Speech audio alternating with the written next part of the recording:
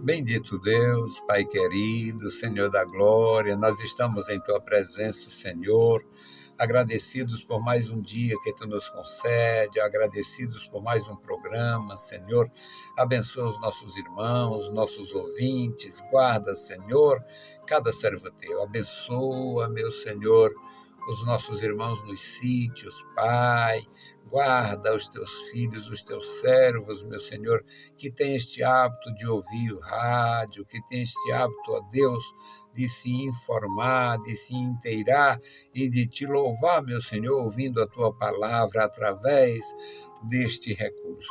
Querido Pai, guarda o teu povo, manifesta a tua glória na vida da igreja, na cidade, no interior.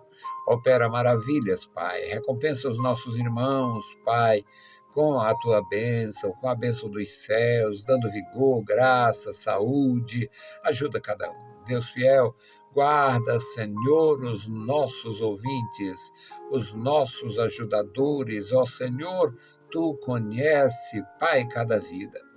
Agora, meu Senhor, suplicamos a Ti por cada criança, pela juventude, pelas famílias, ó Senhor, os casais com seus filhos criados, os casais, ó Deus, no começo da vida familiar, ó Deus da graça, na instrução, no acompanhamento, Senhor, no apoio aos seus filhos, Pai. Abençoa, meu Senhor, os casais, ó Senhor, que não tem filhos, toma em tuas santas mãos. Guarda, meu Senhor, os idosos na tua casa, abençoa, Senhor, os que estão passando por alguma dificuldade, ó Deus, dá vitória aos meus irmãos, sara, Senhor, os que estão feridos, ajuda, meu Senhor, cada discípulo teu. Pai bondoso, ouve a nossa petição, no maravilhoso nome de Jesus Cristo nós te pedimos. Amém.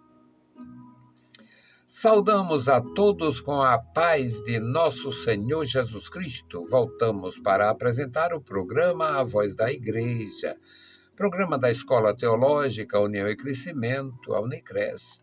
O nosso desejo é comunicar a palavra de Deus, sempre fazendo isto desde 1988, que nós iniciamos a Unicres, e no rádio nós estamos no ano 34, e o nosso sentimento é o mesmo. Eu sou devedor aos meus irmãos, aos meus amigos, sou devedor à minha geração, sou devedor à Igreja do Senhor Jesus, porque foi o meu maior seminário.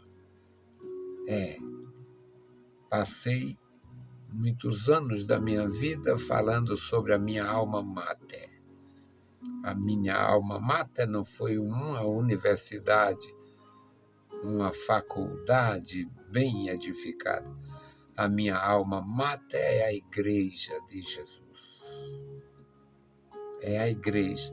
É onde eu tenho irmãos, amigos, formação, onde eu tenho realmente esperança e onde eu tenho ação permanente. Vou completar 54 anos de trabalho ministrando a palavra de Deus. Vou completar. Em julho próximo, eu completo 54 anos de ação ministerial, ensinando a palavra de Deus. Se você vê agora e acha pouco, imagina quando eu comecei. Mas agora nós temos o desejo de continuar e vamos fazer isto. Nosso texto hoje, meus queridos irmãos, Atos dos Apóstolos. Atos dos Apóstolos, capítulo 5, e é só 5 versículos. Os primeiros 5 versículos deste capítulo. Uma tragédia e uma vitória. Olha, não é fácil, mas é bom a gente aprender juntos. Mas um certo homem chamado Ananias, com Safira, sua mulher, vendeu uma propriedade e reteve parte do preço, sabendo também sua mulher. E levando uma parte, a depositou aos pés dos apóstolos. Então disse Pedro: Ananias, por que Satanás encheu o teu coração, para que mentisses ao Espírito Santo e retivesse parte do preço da propriedade? Guardando-a, não ficava para ti, e vendida não estava em teu poder, porque formaste este desígnio em teu coração. Não mentiste aos homens, mas a Deus. E o Ananias, ouvindo estas palavras, caiu e expirou. E um grande temor veio sobre todos os que ouviram isto.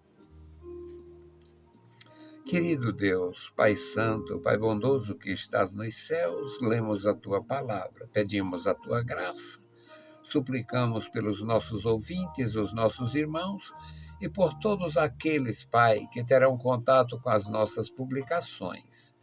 Ó Deus, abençoa os nossos grupos, abençoa os nossos ajudadores, abençoa os teus servos. Manifesta o teu poder e guarda cada vida. Em nome de Jesus Cristo, nós te pedimos. Amém. Meus queridos irmãos, uma tragédia e uma vitória. Esse pequeno texto, geralmente eu leio textos mais prolongados e tal, mas aqui é o suficiente para falar de uma tragédia e uma vitória. Nosso Senhor Jesus Cristo entregou sua vida pela igreja. Uma mensagem, um recado aí ao desigrejado. Satanás encheu de orgulho um grupo de pessoas para dizer: eu não tenho igreja, não preciso de igreja. Jesus Cristo não fundou a igreja. Jesus Cristo edificou a igreja. Ele edificou. A igreja tem natureza social, a igreja tem natureza espiritual e é uma organização e um organismo. A igreja tem uma importância absolutamente vital. Não a religião. Não estou falando da igreja do Papa, nem da igreja do pastor. A igreja do Papa é dele. Está aí o novo pontífice botando para arrebentar em cima dos vícios milenares. Prostituição, corrupção, todo tipo de miséria. E o 14 aí está botando quente. Acontece que ele pode fazer. A igreja foi criada por um homem, um imperador. A igreja foi chamada imperial. A igreja herdou a riqueza do império. A igreja herdou os títulos do império. A igreja herdou. Então, não estou me referindo à igreja do Papa. A igreja do Papa é do Papa. O Papa pode dizer e fazer o que quiser. Por isso que eles fizeram, até hoje, tudo o que está aí. Não estou me referindo à igreja do bispo. O bispo era um funcionário público, liso, criou uma igreja para roubar, enganar. Não me refiro à igreja do bispo. Me refiro à igreja de Cristo, a igreja de nosso Senhor Jesus Cristo, que não tem patrimônio. A igreja de nosso Senhor Jesus Cristo tem vida, tem vitalidade, tem graça, tem poder, tem virtude, tem unção. A igreja não tem patrimônio. As denominações têm, deve ter, precisam e pode ter. Mas a igreja de Jesus, ela não tem patrimônio. A igreja de Jesus não tem débito. A igreja de Jesus não tem culpa. A igreja de Jesus não tem crimes. As denominações podem ter, tem. A igreja dos homens tem patrimônio, vício e crime. A igreja de Jesus tem graça, virtude, poder, unção, vida, vitalidade, eternidade. Então, Jesus edificou a sua igreja, fez promessas à sua igreja, cumpriu promessas naqueles dias. Jesus tinha feito uma promessa que está registrada em João 14.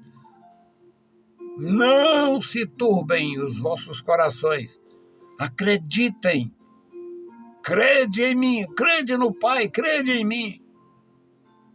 Eu vou preparar lugar e voltarei e vos levarei para mim mesmo. Jesus tinha feito outra promessa. Eu não deixarei vocês órfãos, eu rogarei o Pai e enviarei o Consolador, o Espírito Santo. Aí Jesus subiu ao céu. 40 dias depois da morte e ressurreição de Jesus, houve 40 dias e ele apareceu a várias pessoas neste período. Um dia ele reuniu todos no Monte das Oliveiras e dali ele subiu. Uma nuvem o recebeu e desapareceu da visão dos homens. E aparecem 2 anjos e diz: varões galileus, vocês estão olhando para cima? Esse Jesus que foi recebido em cima no céu, há de vir, assim como para o céu viste. 10 dias depois aconteceu a promessa do Espírito Santo cumprir-se. 10 dias depois daquela subida do Monte das Oliveiras, o Espírito Santo foi dado à igreja.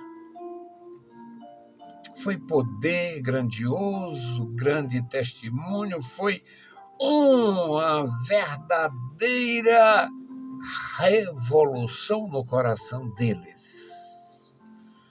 Crescimento gigantesco, foi grandiosa a manifestação da graça de Deus. Aí associaram que, do jeito que aconteceu rapidinho, o cumprimento da promessa do Espírito Santo ser dado à igreja, então poderia acontecer, deveria acontecer rapidinho, o retorno visível de Jesus, assim como os anjos disseram, do jeito que vocês viram ele subindo, verão ele descendo. Aí eles começaram a vender o que tinha, se desfazer do que tinha, dar pouca importância à vida social, porque a vida espiritual cresceu, tomou uma forma tão grande que eles esqueceram muito do padrão social. A vida espiritual suplantou qualquer sentimento social ou sociável nesse sentido. Só era levado em consideração e com muito empenho a fraternidade e a espiritualidade. Aí Barnabé tinha uma propriedade na ilha de Chipre, vendeu, trouxe e entregou. Tá aqui para nós. No instante comeram, claro, né? Muita gente. 3.000 pessoas se salvou num dia só e tal. O número já era mais de 5.000 pessoas, agora imagina o tamanho dos caldeirões.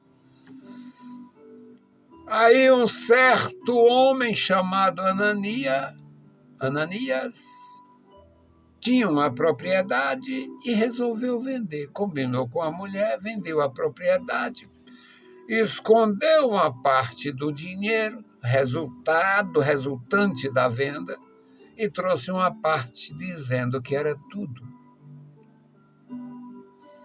Então, apesar do casal estar bem afinado, o casal estava bem harmonioso nisto, o Espírito Santo estava muito sólido na igreja, na mente e no coração dos apóstolos, na mente e no coração dos irmãos. Aí o versículo 2 diz que ele reteve. Era dele, ele poderia fazer o que quisesse. O Pedro pergunta. Ele escondeu uma parte. A mulher estava sabendo, eles combinaram. Levaram a parte como se fosse tudo. O problema não era a quantidade da doação. O problema era a mentira contida naquela atitude. E entregaram como se fosse tudo. Quem sabe tem até dito. Então Pedro, apóstolo Pedro, diz, Ananias, por quê?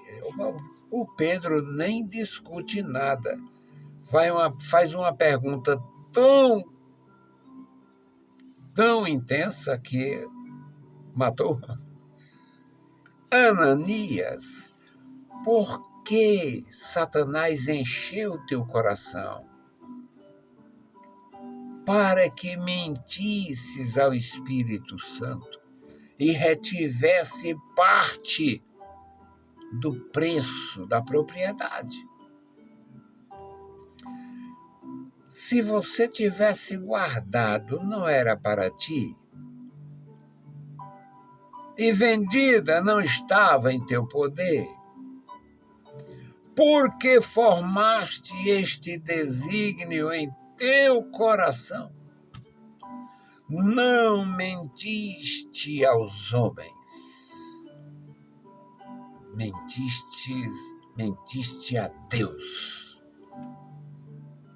O Ananias, ouvindo estas palavras, caiu morto. Como é que já estão sabendo aqui? Como é que isto já é do conhecimento dele? Como é que eu fui apanhado nesta? E o Ananias morreu ali. O versículo 5, a segunda parte diz, e um grande temor veio sobre todos os que ouviram isto.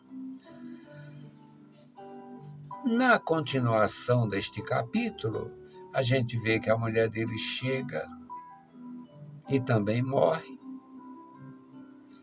A gente vê que o casal estava combinado. E a gente vê que o Espírito Santo tinha sido dado como um recurso para salvaguardar a Igreja de Nosso Senhor Jesus Cristo, a mensagem dos ministros de Nosso Senhor Jesus Cristo, o trabalho feito com graça, com amor, com temor.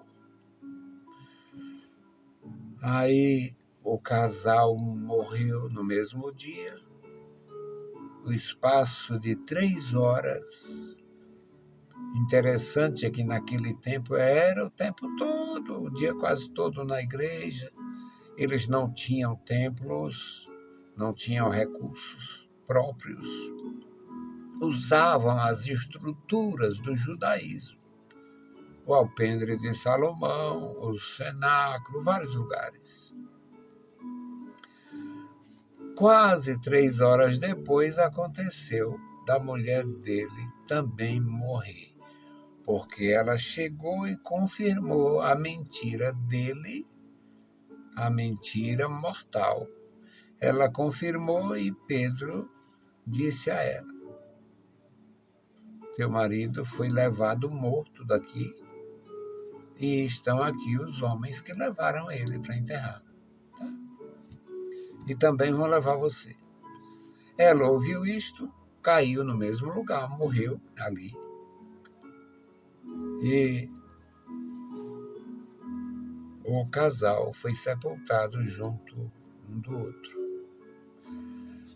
O versículo 11 repete que houve grande temor em toda a igreja e em todos os que ouviram isto. Agora, meus queridos, é a igreja de nosso Senhor Jesus Cristo. A igreja não está desprovida do Espírito Santo. A igreja continua tendo o selo do Espírito Santo. A igreja continua tendo o privilégio e a função de ser guardiã da sã doutrina. Então você e eu, na condição de servos de Deus, nós temos a obrigação de preservar a palavra de Deus, o testemunho de Deus, a revelação de Deus, a manifestação do poder de Deus. Nós somos responsabilizados, seremos chamados ao final a prestar conta desta maravilha que está sendo ignorada. Não me refiro à igreja do Papa, nem do bispo, nem do pastor. Me refiro à igreja de nosso Senhor Jesus Cristo, comprada com o seu precioso sangue, para a glória de Deus, para cumprir as promessas. Desde o Gênesis, Deus prometeu a Abraão: em ti serão benditas todas as nações da terra. E de que forma? A maioria das nações impede a pregação do Evangelho, mas as que não têm impedimento estão cedendo espaço, estão ouvindo a verdade de Deus e está se cumprindo literalmente toda a palavra do Senhor. A palavra profética está se cumprindo para a glória de Deus. Nós, meus amados irmãos, precisamos ter temor, cultivar o respeito, o temor. Ananias, quando ouviu aquela palavra tão dura, por que Satanás encheu o teu coração? Porque tu permitiu que o diabo enchesse o teu coração. Por quê? O homem morreu. 3 horas depois, a esposa morreu. Os dois foram sepultados, um ao lado do outro. E a igreja continua viva, maravilhosa.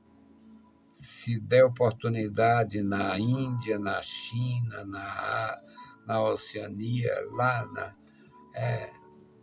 no Camboja, na Coreia, nas Coreias, onde tiver espaço para a igreja, ela tem vitalidade e graça, poder e testemunho, porque é a igreja do Filho de Deus. a igreja viva. Vamos orar a oração final e o memorial da oração pelos ministros de Deus. Não faça uma igreja para você, não. Tenha temor. Sirva a Deus na igreja dele, a igreja que ele edificou. Eu sirvo ao Senhor na igreja batista hoje.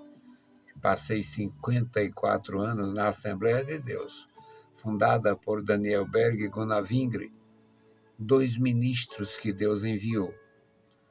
Eu não preciso fundar uma igreja para servir ao meu Deus na sua igreja.